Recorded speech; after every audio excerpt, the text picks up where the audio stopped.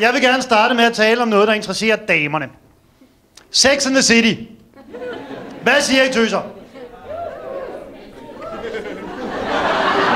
Mange damer, de ser det bare og tænker, det er godt det der, jeg elsker det der, men de ved ikke helt hvorfor. Tillad mig, uden at virke hoven, og kaste lys over sagen. Er vi enige om, at der er 4 forskellige piger i Sex and the City? De har en meget, meget karakteristisk personlighed. Alle kvinder herinde rummer som en pige hver af de 4 personligheder, bare på forskellige dage. Er det ikke rigtigt? Nogle dage så er jeg sådan, jeg har bare lyst til en helt vildt stille, hyggelig hjemmeaften, hvor jeg sidder derhjemme og putter vat mellem mine tæer og lak, fordi jeg har vat og tæer. Og andre dage så er I smaskhamrende liderlige og går i byen uden BH og uden trusser og uden nederdel og uden hat og uden poncho. Med et lille skilt i panden, hvor der står, tag mig, jeg er liderlig.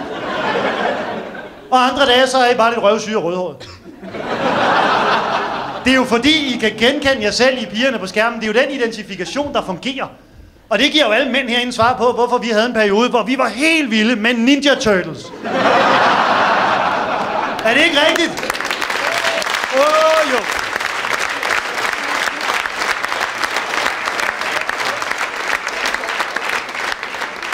Man sad der og kiggede og tænkte, det er jo mig. Jeg er jo Leonardo.